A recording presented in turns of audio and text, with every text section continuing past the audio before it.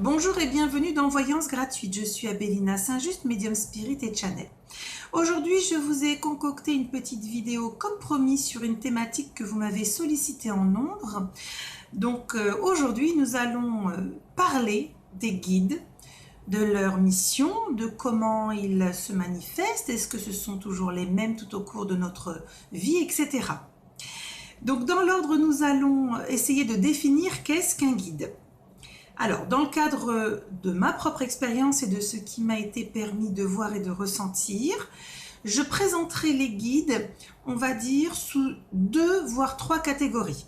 Alors, le premier guide serait celui qui vous guide car il a un lien avec vous. Ça peut être une personne défunte, un proche, quelqu'un qui vous aimait, quelqu'un qui a souhaité au moment de son trépas, dans le sas post-mortem, de se dire, tiens, j'ai envie de réparer, j'ai envie d'agir, j'ai envie d'intercéder auprès d'un tel, donc en l'occurrence vous, et pour agir, je vais me mettre dans une forme de guidance. La guidance, c'est accompagner une ou des personnes sur les choses du quotidien. Je développerai pour chaque catégorie, ne vous inquiétez pas.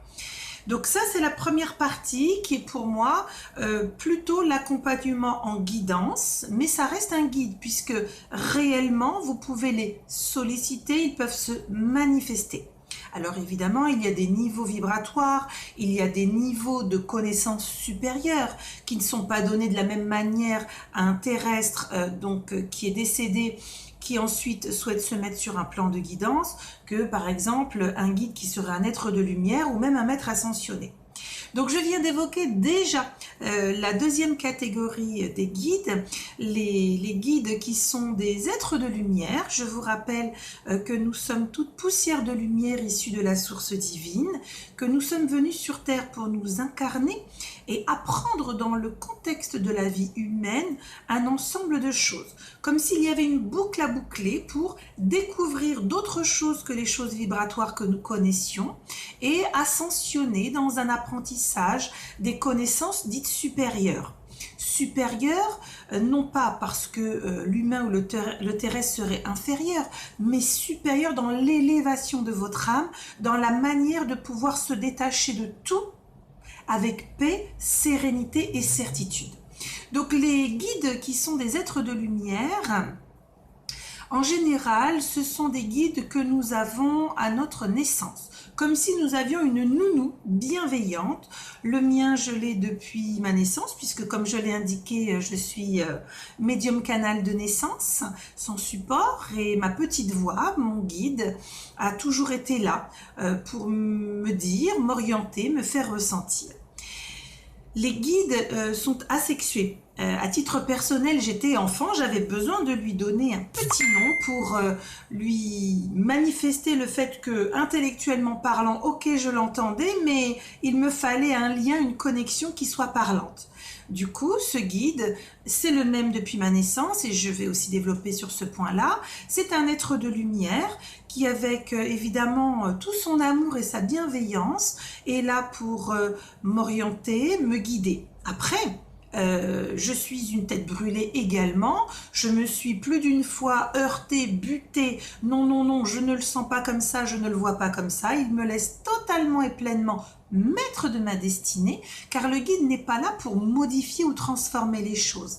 C'est un petit peu comme votre petite voix intérieure bienveillante. Et puis, on s'écoute ou on ne s'écoute pas. Et c'est là où le guide, de toute façon, ne nous lâche jamais. Alors, dans le « il nous lâche jamais », c'est vrai et c'est faux. Il nous lâche par la force des choses. Un guide qui est un être de lumière a aussi une durée entre guillemets de vie, de vibration. Certains guides très âgés, pas sur la notion du temps terrestre puisque tout cela est en années-lumière, peuvent passer le relais à d'autres guides. Et il arrive, et à titre personnel je vais vous expliquer comment ça s'est passé pour moi, et il arrive qu'au moment où vous avez un guide qui décline, qui doivent passer le relais à un nouveau guide, alors peut-être plus haut parce que vous avez ascensionné, peut-être de même niveau vibratoire parce que vous êtes sur le même plan, voire on rajoute des guides de défunts pour compenser l'accompagnement qui peut se faire un peu plus léger parce que vous avez un guide qui va passer à un autre guide. Et bien là c'est pareil, vous avez des guides qui au démarrage de votre vie peuvent être présents, puis au fur et à mesure peuvent disparaître, être remplacés.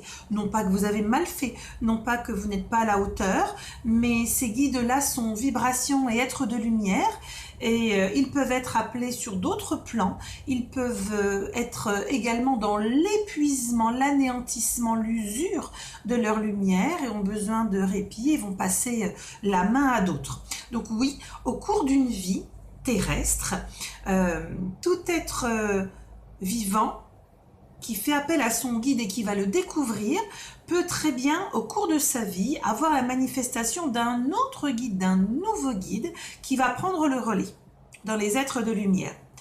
Nous avons aussi des guides qui sont des maîtres ascensionnés. Alors je crois l'avoir déjà dit dans une autre vidéo, je travaille sur les énergies christiques et pour ma part, j'ai 3 maîtres ascensionnés avec qui je suis en lien dans mes connexions. Donc je vous ai dit les énergies christiques, donc vous avez vite compris que le lien c'était Jésus-Christ, premier médium, en tout cas révélé. Également Métatron et Bouddha, au niveau des écrits, au niveau de la réflexion. Là, c'est pareil, au niveau de la guidance, ce sont des niveaux, il faut le reconnaître, différents. Pas des niveaux de hiérarchie, des niveaux vibratoires. N'oublions pas que la source divine n'est que tout amour et considère que tout un chacun, chaque petit grain de sable, fait la magnifique plage dans laquelle nous vivons. Tous ces guides ont pour seul objectif de nous accompagner car nous avons fait le choix de l'incarnation terrestre pour apprendre. Et donc, ces guides sont un peu nos nounous. Alors, comment communiquer, comment les ressentir, ça fera l'objet d'une autre vidéo plus en détail sur la préparation intérieure. Je pense que je ferai en 2 fois. La préparation intérieure à accueillir les messages, les ressentis, et puis ensuite, comment développer sa connexion avec son guide. Quel qu'il soit, que ce soit des proches qui soient en guidance, que ce soit un guide être de lumière ou encore plus haut que vous ayez comme guide donc un maître ascensionné. Voilà, donc je vérifie par rapport à ce qui m'avait été noté. Est-ce que nous avons le même guide tout au long de notre vie? Il peut changer. Il arrive que le guide change en cours de route, voire qu'on vous ajoute un autre guide. Moi, à titre personnel, dans ma voyance guidance, j'avais d'abord seulement mon grand-père maternel, puis ils sont arrivés, mais d'un coup et de manière concomitante, mes 2 grands-parents paternels. Je ne m'attendais absolument pas à me retrouver avec 3 personnes pour pouvoir gérer mes voyances guidances. Et pourtant, ils ont tous une approche différente, vibratoire, ce qui est très intéressant. Parce que vous pouvez mêler des horizons, des ressentis différents, donc vivre pleinement, en tout cas, votre connexion. Donc pour ce qui est de est-ce que les guides sont les mêmes tout au long de notre vie ou est-ce qu'ils peuvent changer? Ils peuvent changer, il peut y en avoir des nouveaux. Est-ce que nous pouvons lui parler? Mais bien sûr, il faut surtout s'aligner, cœur, corps, âme, esprit, parler à votre guide, ressentez-le. Il est important d'essayer d'être le maximum quand vous êtes connecté, aligné, c'est-à-dire dédié à cet instant privilégié avec votre guide et il se manifestera. Il vous donnera une forme de ressenti qui ne vous lâchera plus. Je suis capable de différencier mes 3 grands-parents défunts dans leur manière de communiquer ou même de démarrer avec moi. C'est-à-dire la manière dont ils me frôlent, la manière dont ils me susurrent les choses. Ils ont chacun leur petit code, je dirais, pour connecter. C'est la même chose avec votre guide qui est un être de lumière. Il aura son entrée en matière. Le mien, on en a un petit rituel depuis que je suis enfant, depuis que j'ai 3 ans. C'est le même rituel.